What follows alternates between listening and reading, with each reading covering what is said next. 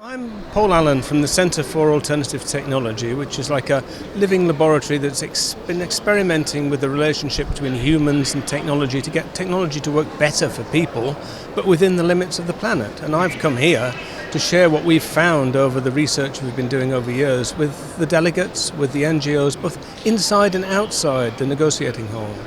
Our countries have agreed to cap warming to 2 degrees this century. What are your findings and how do we get there?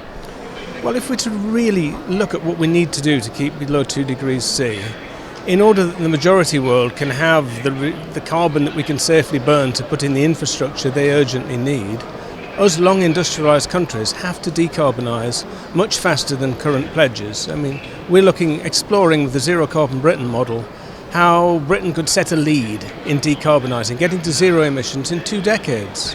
So what's stopping us then? Well, there's a number of different barriers on different levels. Firstly, we need to show that we have all the technologies to do this. So we've pulled together a new report, which we showed in the side event yesterday, called Who's Getting Ready for Zero?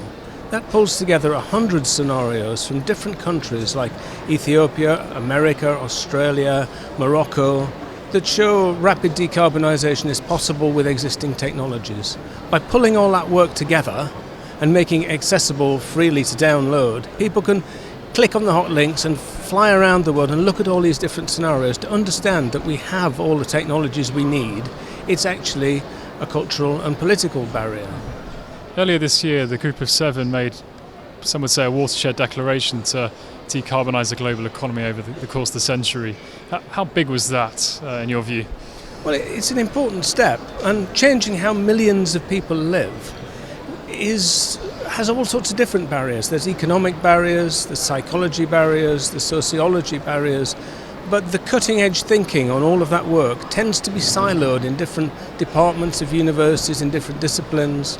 So the new report that we've just launched yesterday, called Zero Carbon Making It Happen, pulls together all the critical thinking from economics, sociology, psychology into a single report that anybody can download and then look at how all these different disciplines can link up to help us understand where are these barriers and how we overcome them. What's your expectation for COP21? We know that 2C is the goal, but we don't quite know how to get there. There's discussion of climate neutrality, various other phrases, but what do you think? What solid things will we get out of this summit with respect to that? Well, I think one of the most important things to recognise is that we need to convert the INDCs into practical plans, practical scenarios for each country so they know how they will achieve that, so they can begin to see how we can increase ambition. Because I think the most important thing that will come out of Paris will be what happens in the years following Paris. And clearly we're going to need to increase ambition if we're to really keep below the 2 degrees C guardrail.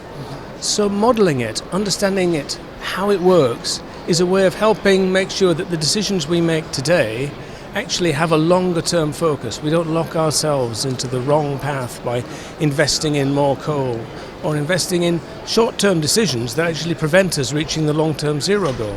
You're an Englishman. Are we leading the way? Well, we were actually based in Machynlleth in Wales. Excuse me, Britain. But I was born in England, in Penrith.